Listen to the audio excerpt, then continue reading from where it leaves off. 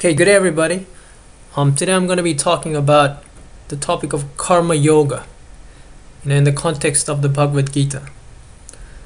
Okay, what is karma? Karma means simply action, right? And yoga means union. So basically, it's the path of action to find perfection, to find the blissful divine, and to find the union with divine. So it's a divine path of action. Now, in the context of the Gita, karma yoga, plays a very, very important role, and it's probably one of the most, the preliminary teachings, the preliminary chapters. The first things first is just to get you to the context of the Gita. Is that basically, as you can see in the picture as well. Here we've got Arjuna on the left. He's a warrior. Great warrior at 5,000 years ago, something a very long time back. And we've got Krishna as the charioteer, who's the main role, who plays the main role of the Gita. And then you've got, this background which is in the context of it's a battlefield. So it's a discourse given by the Supreme, should I say, Krishna, in the midst of the battlefield. And that's a very interesting, irony in itself, because why would a divine being, or a perfected being would give perfect knowledge or divine knowledge to just any other being in the middle of a battlefield? So that's a very ironic situation. So that's a very interesting concept there as well. But so it's basically here is that it's more about your action that is required in order to be perfected. So it doesn't really matter where you are, and there's all these metaphorical contexts behind it as well that we'll be addressing. Okay, the first thing first is let's look at this picture clearly, a bit more metaphorically. You've got these four horses that's been sort of controlled by Krishna, right? And so you got these all beautiful horses, but they're all, if you look at them, they're pretty mad. They're pretty aggressive. Some horses are pretty aggressive.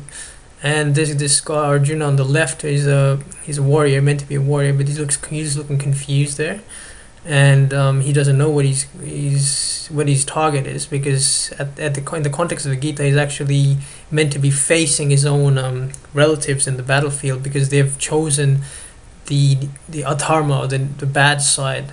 So they're not against dharma, and he's actually meant to face these people because they as part of this battle, and he's not willing to fight his own relatives because he loves them, and that's what he thinks he loves them. That's a quote unquote love there.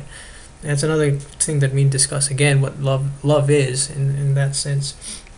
So he's confused, and what happens is that he actually withdraws his bow, and then he just surrenders to Krishna and say, "Oh, Krishna, Madhava, I can't fight anymore, because I can't fight. I just feel I can't fight anymore. This is not who I am. These are my relatives and my respected elders. How can I fight them?" If you look at in the way we see everything in our society these days, we think, that is a noble, decent choice. That's a noble being, because he's actually a noble soul, because he just, in the middle of the battlefield, he's decided to withdraw from all, renounce everything, and he wants to go in the forest and do meditation or what knows what. And it's interesting where Krishna is not actually encouraging him to do that. He's actually saying, no, you should actually get up and fight. This is where all the whole story of the whole teachings of the Gita lie. The discourses of the Gita come through, especially the discourse of karma yoga and all these other different 18 chapters. If the each chapter is a yoga there. So that's the interesting part. So, and now let's look into it more deeply. Now, why is let's look at Arjuna more in a more detailed sense. Was Arjuna a real sannyasi at that time? Well, as far as we've read through in the Mahabharata, he's always been a warrior, all his life. The only reason he's actually withdrawn his bow, and it was just before the battle, because he was just afraid to fight because he didn't want to hurt his quote unquote dear ones, loved ones. That was the only reason. But if that wasn't the case, he would have fought, because he's fought many battles, and he's just a warrior. He identifies himself as a warrior all his life. So what would happen if you think about it this way? What would happen if I ask you? What would happen if he suddenly just left that battlefield and just walked away into the, say, quote unquote mountains, and say, I'm going to do some meditation? Would his mind be able to meditate? Because what would happen is that he was already attached to this battlefield. He was all passionate and excited, and his mind was already focused on the battlefield. He couldn't. So what Krishna is trying to say is that he has to, fight, because he can't. He was afraid. It's a fear that was manifested, and through fear comes, as you know, through fear manifests all these 7 deadly sins: lust, greed, gluttony, anger, and it's the first primal thing is fear. Because the opposite of love, which is the primal emotion, is fear. And through fear manifests all these negative aspects. So the duty of our life is not just to be quote unquote religious, but actually to put that into practice and overcome the various emotions such as fear, to become fearless, to fight lust, to fight temptations, to overcome temptations, to lead by example. That's what the teachings of the Gita is. So it goes into more detail, obviously, in the Bhagavad Gita, and you need to obviously read through those texts. Various different, explanations by various different masters gives you a more broad understanding of what the actual meaning implies. Because the meaning could be interpreted very differently as well, and none of them are right or wrong as such, I could say. They have their own importance. So I do really recommend you to read through it. And now I'm just going to go a bit further. Now let's look at who Krishna is. Okay, Krishna has always been depicted as a supreme being in the Mahabharata and everywhere in the Bhagavad Gita. But what is he representing? If you think about it this way, if you look at in the picture itself, he looks very calm, and he's controlling all the horses, but he's not affected. You see, if you look at his face, he's fine, he's bold, and he's not affected by any sort of his emotions are not. He's not affected by any sort of emotions. He's sort of in control of himself. But what is he representing? He is sort of the epitome of perfection, of dharma. He is dharma. That's what he's representing, okay? That is the main purpose. He's representing dharma, and the essence of dharma is prema, which means love. He's the source of the divine, the source of love, but he's representing dharma because that is what it is. Dharma is, what is now, we need to understand what dharma is, right? Well, dharma is actually a cosmic order, which means it's a cosmic order of righteousness. So it just doesn't have to be righteousness. It's a cosmic order of things in nature. So if we just don't need to look in terms of the Gita as such now anymore. Let's look into the more practical aspect. Now, let's look at nature, for instance, right? What is nature? Now, if you look around nature, you'll see that nature has a particular design. Is that correct? Would I be wrong in saying that there is a particular design of things? If you look into the universe, the patterns, they couldn't be just random, could they? I mean, it could be all these theories, etc. But the theory of randomness will go nowhere, because it's quite obvious that there's so many complex beings that like such as us, we've evolved through time. But these evolving and randomness is two different things. Nothing is random here.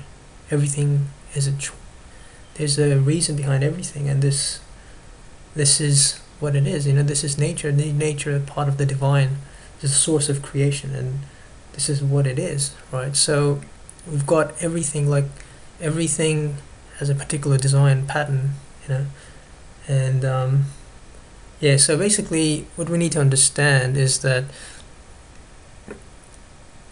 there's a pattern for everything, a natural design, and and there's a natural order of things. Now think about it this way: if you look deep within your cell, deep within any object, just deep within your own, say, fingertips, you'll know from science today that through microscopes you can see that we've got cells within our body, and everything's made of cells. And even cells, you go deeper, you'll find there everything's made of atoms, the building blocks of matter. Now atoms, even inside atoms, you'll see that there's the nucleus and there's the electrons that's rotating continuously regardless of what happens. I'm not saying there's nothing that, I mean, you can argue with me, but that's the truth there. Isn't that correct? So inside the atom, you got the nucleus and the proton, which is a positive particle, and the electron, which is the negative particle. The electron is continuously rotating around the core of the nucleus of the atom. So, and because of that, there's this there's a force creation happening there, right? So that what's Krishna saying is that everything in nature is in action. That's another great teaching there. Now take that same concept and take it into a much larger perspective. And let's look at our own Earth, our own planet Earth. It's actually continuously rotating. We can't feel it, but it's rotating. The moon is rotating around the Earth, but the Earth is rotating around the sun. And so are those other planets. And there'd be other solar systems across the universe doing the same thing over and over again. And take it even in a bigger perspective, you'll see that even galaxies rotating at a central pivot point. So stars are rotating as well. So everything is rotating. Everything is rotating a central axis sort of thing. Everything is in motion. That's what it's trying to say. So what it means is that everything is in action. So the teachings of karma yoga is actually to not renounce, to not say, okay, I'm gonna stop acting by going somewhere else. I'm just gonna say, say you're in a certain job, I'm weak, I'm gonna quit, I'm not gonna face this, I'm just gonna walk away and just be happy with doing this. No, we fight. That's what it means. That's why we fight. That's what it means, is that you fight, because every action is happening. We can't stop anything. Can we stop time? No. Time is always ticking, everything. And with time, everything changes. Everything happens. We can't stop things. Right? Not only that, if you look within your own body, you'll see that there's always these, with every single breath, you inhale and exhale, thousands of millions of bacteria, thousands of millions of cells are dying continuously, and their rebirth continuous happening in every single breath. And then you can also, if you did meditation techniques such as Vipassana, you can sense these tiny little fluctuations in the body that's continuously happening. What it means is that nothing is stagnant. Everything is changing. And then in this ever-changing world, is it appropriate to be attached to any particular thing? I mean, it would seem nonsensical, but that's what most people, we tend to do by nature, is that we tend to be attached to all these senses. Now, let's look at these 4 horses here in the picture. These beautiful horses, but what are they representing? Well, now if you took this in the context of the Yoga Sutras of Patanjali, you will sort of understand that the metaphorical context here, the connotations for the horses, actually, each of the horses sort of represent the 4 functions of the mind, known as manas, chitta, buddhi, and ahankara. What is manas? The manas means is that aspect of the mind which the sages have realized over time through deep sort of meditation many years ago, is that it is the aspect of the mind that it interacts with the external world, or the 5 physical senses. The chitta, which is the memory bank sort of thing. So basically, if you enjoy something very much, you get attached to it. You can always visualize those things, because it's always stored in the subconscious mind. So that's what it means. That's the chitta aspect. What is the buddhi? Now, the buddhi is the intelligence powerhouse of the mind, so to speak. It is the source of intelligence. the mind of it. I mean, it's buddhi means intelligence. So all these judgments you do, like all these judgments you make. Okay, this ability of the mind to distinguish what's right and what's wrong is also part of the buddhi. You could also look at Krishna as part of that ability of, Arjuna's support of buddhi to intelligence to be able to determine what's right and what's wrong. And then the ahankara is the fourth function of the mind, which is the individual ego, which means attachment. This is who I am. You look at your body, the bodily identifications, bodily attachments is also part of the ahankara, which is the individual ego. I'm this is my job, this is my money, this is my wife, this is my son, I've got this much money, I'm this much powerful, I'm going to be doing this, I'm going to be doing that. All these things are attachments. These are all egos. And all these things are attaching you to this reality you create in yourself. So what is this? Is that the mind is the source of all problems. It's creating all these illusionary things. Because what are you? Now, if you ask yourself, who am I, deeply, the more deeper you ask yourself, you'll find out that all you are is basically sum and substance of what you've been identifying all your life. If I'm saying this correctly or not. Everything, you watch your TV, you watch a movie, all these things are people you deal with. All these things. You go to work, who are you? That's who you are. You're attaching yourself with all these people. So the more you attach yourself, that's who you are, really. The more you indulge with wrong things, that's what you become. You are what you indulge with. You are what you attach with. Therefore, people from various different backgrounds, like say from China, from India, or Sri Lanka, or Americans, or other Europeans, they have their own sort of commonality, and they seem to cling together. Because why? Because they've been brought up in that society. They attach themselves with that sort of a mindset. Therefore, they can communicate with each other better. Because that's who they think they are. That's what their mind is. And take that same step a millionfold, a billionfold. That represents our universe, our world, our Earth, because our planet. Because that's how all the human beings on this planet have associated themselves with.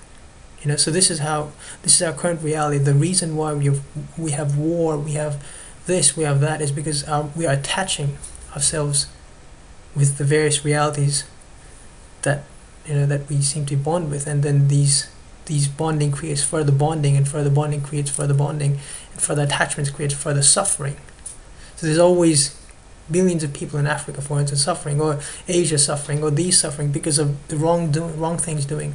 All these innocent animals are being murdered or killed, and because of that is creating direct bondage on other people, so other people are suffering. So people are actually suffering intensely here on this planet. Some people are fortunate, they think they're fortunate because they live in a rich society, but they don't realize that in their next because everything's connected, and they will be suffering in their next life or afterlives. They will be suffering in interim. There's no happiness here as long as you attach yourself. And it's an endless cycle of suffering. People think that in the Western society, you're happy, this and that. That's not true. Happiness is not through attachment. And everything has to be paid off at a certain time. Because this is the way the universe works. Because everything is bonded. Everything is part of the divine. This Om, this is the primal energy, exists within each one of us. And if everyone was sort of quote unquote part of the divine, if you did something wrong to another people, you're bound to suffer. It's just samsaric laws. So its ideas of karma yoga is to detach through action, not being attached in the mind. And how can we do that? It's through attempt, through knowledge, through exercise, through practice, and through action, doing the right things, asking yourself what's right, who am I, and focusing the mind. So basically, when you do any particular work and you're not attached, you're not thinking of anything else. Say you go and do your work in the office somewhere, or you're a cleaner, doesn't matter. if your mind is not focused on anything except the work, you're not attached to anything else because you're working at that time. But as soon as you go home and indulge in yourself, oh, I'm free, I'm gonna have all this drinking thing, today's party night, this and that, that's when you create all this bondage, because that's where you attach yourself with all these things. And as soon as you attach yourself physically, mentally, whatever, you're creating bondage in the samsaric world. And these will cause suffering in this life or next, but you will definitely suffer for all these things. And these are therefore known as sins, quote unquote sins. And the more you attach yourselves with, the mind tends to, all these sinful activities tend to obliviate. I mean, they go tenfold higher. Like the more you attach yourselves with pleasure, you think pleasure is happiness, but that's a different thing. That's a problem. Is pleasure is not happiness. While material enjoyments are not happiness. Why? Because the truth of reality, it's very hard to find that, because the more you attach with it, you can't see it. But the reality is, if you look at closely, all these pleasurable activities you think are nothing but demonic. Because they think about, if the divine was a light being, purified, pure, anything you attach yourselves with, your smoking, your drinking, your sexual activities, all these music you listen to, what happens? Your mind, think about what your mind is. It's full of clutter. That's what your mind is. That's who you are. So you got to detach from all this. It's known as renunciation. I mean, you don't have to choose to become renunciate, go in the forest and do that. But the more you detach from other people, it actually helps you. It actually helps you. So that's another very, very hard to understand topic here. But the more you detach yourselves from everything else, the more you can connect with your own self. So detachment helps you, and then it helps you understand who you are as well. And so basically, it's just a matter of getting out of this illusory things and being able to be in control of the mind, because that's all of this karma yoga, all these discourses, is the essence is to control the mind. That's the main essence. But you can't control the mind, and unless you actually understand all these things. And people who think they're controlling the mind, where the practice is still lacking. That's rubbish, because you have to have your perfect practice first. Say perfect action, from physical action. Say from physical action, for practicing yamas, niyamas, all these things, all these rules that's been set up there. And unless you practice all of them to purify yourself, you can't expect to meditate. Because meditation is the seventh limb of yoga. That's what they say in the Patanjali Sutras. So, and basically all this idea of controlling the mind, what is the main essence? Is to realize the thing that actually is bonded to everything else. And that is the source energy itself, known as Om. And Krishna is there, the manifestation of that, coming from outside into the illusory material world of society. He's representing the Om, manifested in physical form, perfection. So that's what it means. Om is in everything. The source of energy, God, divine, is in every being that we don't seem to realize. But the more we detach from all these illusory things, which is born out of ignorance, is only when we can understand who we really are and what our purpose in life is. And once we realize that we're nothing but the divine Om that exists everywhere, then we as an individual become free, because we have no more attachments anymore. And we therefore all these things, sages like Gautama Buddha, all these things, people who've sort of quote unquote attained enlightenment, that's what it means to realize one's true essence. Thank you very much. Hopefully you might even want to visit my website. It's known as dharmaonline.net. I repeat, it's dharmaonline.net. So hopefully you'll visit there and learn a few more things, and you can obviously contact me if you have more questions. I'm eager to obviously learn and understand myself. I'm just as a student just as much as you are. Thank you very much.